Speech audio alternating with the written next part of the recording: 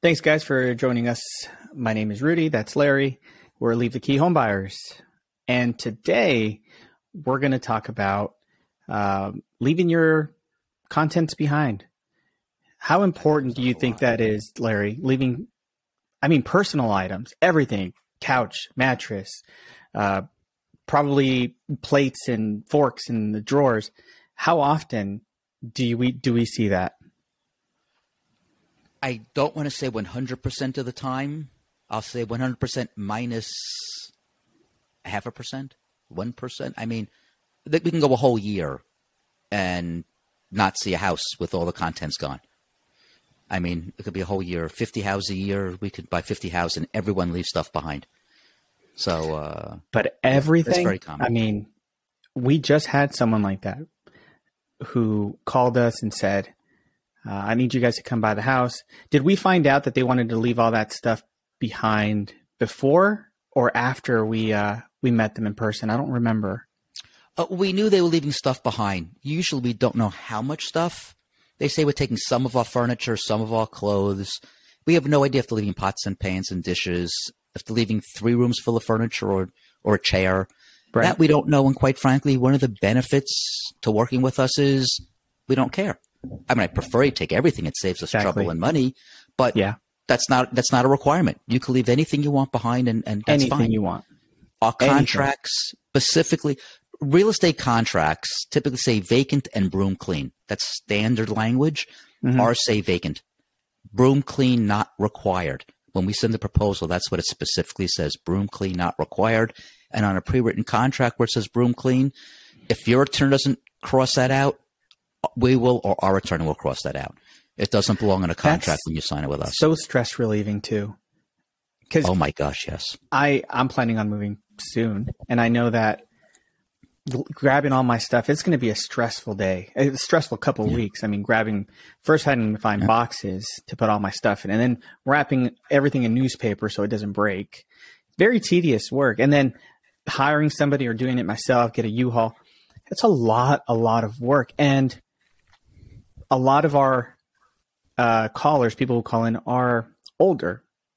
They don't have family nearby, or they're not strong enough. They don't have the energy to do all of it themselves. Think about it. I say the emotional wherewithal is the term I use. Exactly. Yeah. Emotional aware. That's perfectly well said. Well said.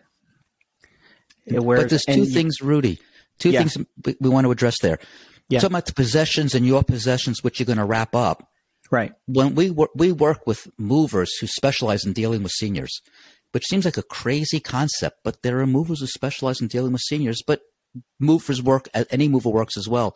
You can hire a mover to do all your wrapping and everything else, which costs more money, of course, but it does save you the headache and the stress. As you said, no guarantee things won't be broken, but at least you're putting the burden on the mover. That is one comment I will make. But that's not the issue really, Rudy. It's the stuff you don't want to have to wrap up, the stuff you don't want to have to bring to the curb, the stuff you don't want to have to bring to the dump, and so on. The heavy mattress you're not taking, how are you going to get that out to the curb? And that's usually a special call to the sanitation department. How are you getting that dresser out or the wall unit out to the curb for someone to take? That's what people really have a hard time with. Yeah.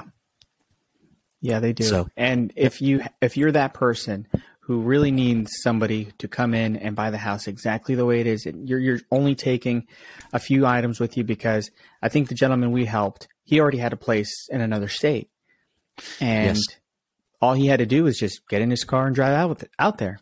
Yep. They had 2 cars. They called us. They didn't want to list the house retail. The house was in fine condition, hadn't been updated literally in 40 years, 38 years, but everything was perfect. Uncommon. It's not uncommon. Get that a lot. Not uncommon. But I give them a lot of respect. The day before we bought the house, I went to the house with my shoes, and they made me take my shoes off. When I walked in the house, it's our house tomorrow. And they said, but it's our house today. So this is how they kept the house for 40 years. The day before they were moving, they made me take my shoes off when I walked in the house. That's a first. That's the first. But anyway, it caught me by surprise, but I had no problem, of course. Yeah. But anyway, they were moving down south. They moved to Georgia, I believe it was, and they took literally 0 items with them outside of their 2 cars. They shipped one and they drove the other. That was it. We closed, they hopped in their car, and they left town. They took nothing. They took a change of clothes because they were stopping overnight on the way down. That was it. And because they were moving down south. Perfect. They owned a home down south for years. It was already furnished, already had pots and pans and dishes, already had groceries. It had all their clothes that they didn't need, their winter clothes and so on. And the reason they called us, Rudy, was very interesting and quite frankly complimentary. They had heard that we donate everything we can possibly donate. Yes, absolutely. And, right. We packed up. We had Bruce and I. Bruce is one of the people I work very closely with. He's our project manager. And we went in the house ourselves. He did most of it, I will admit. Wrapped up every dish, as you mentioned, in newspaper. Hi, Bruce. Right, there you go. And mentioned, wrapped every dish in newspaper, every vase, everything. We brought, in addition to that, we took the furniture. We donated what we could. We used some of it to stage the house, and after we sold it, we donated that. And what else did we do? Oh, the clothing. They had some very expensive clothes. This was a house in a nice upscale area, and the clothing was nice than the stuff I buy. And we donated to certain places. And I remember one of them. She said I think it was 2 Mother of the Bride dresses, and she asked us to bring those to specific places. We did that. Everything we did, we donated, and we didn't donate everything just to Goodwill or to Lupus or anything. Everything went into my den. I have a pool table down there, and I laid it all out on the pool your table. Wife loves that. And she did not like that. And she, not that it was on the pool table, it was down there for too long. And we broke everything to categories, reboxed everything, and brought it to different organizations that would specialize in dealing with those items. And it took a lot longer, but I feel that the clothing and the dishes and everything else went to the best possible place. Yes. And that was our goal. And that was why they called us. And I wanted to live up to their purpose, their reason for calling us. Yeah. So and I think they literally left everything. People who would mention that in their website or just put it out there, I don't think they're putting that much attention into it like we do. Yeah. You bringing it over to your house, you making sure that you're respecting their wishes of it going to certain areas. I don't think, honestly, I really, correct me if I'm wrong, but do you know anyone else who would do something like that? I don't. No. It's in our best interest to call in an organization to come take what they can. It saves us money when we're disposing of everything else. So a lot of us, I say us as a group, as a cash buyer industry, may call in Goodwill or Vincent DePaul to pick up some of the big items, and they may take a few items. It's just that much less for us to do, and we'll get a charitable deduction. I don't take charitable deductions for any of these items. I don't use any of those receipts on my taxes. I just feel it's not my stuff to donate, so I don't like taking it. I think it just feels dirty to me, so I don't do it. It seems silly, but it's just a personal thing. But we it's a donate great stuff. thing, though, Larry. It's a great thing. I know that if my parents decided to sell and they're in that position where they needed to sell quickly, knowing that you are taking the time to really listen to what they're wanting to do with the stuff, bringing it over to your house, just having it there and waiting for that moment to donate it to the right family, that would mean a lot to me. That would mean that you're a human being who really is honorable and caring. And just really, and that's who we are, guys. So if you are in that position, don't hesitate.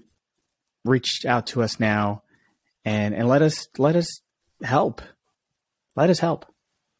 Yep, that's what we do. Our goal is to help every person we speak to, and sometimes it means buying the house, sometimes it doesn't. But we try to help everyone anyway. And I say this all the time. I was in a phone appointment this morning. Made the same comment. And the guy's response was, "But I want you to buy my house." I said, me too. It's still my goal, but it's not always the best solution for the homeowner. In this case, it is. Exactly. So we're going to end up buying the house. But and that also is one possibly sight unseen. Just kind of interesting. But anyway. Yeah. Thanks, guys. So if you watching. have stuff to leave behind, a little, a lot, we're your guys. We're your guys. Anything, leave it there. We'll just leave the key. We'll take care of the rest. That's right. Thanks for watching, guys. We'll see you on the next video. How long Not was this? bad.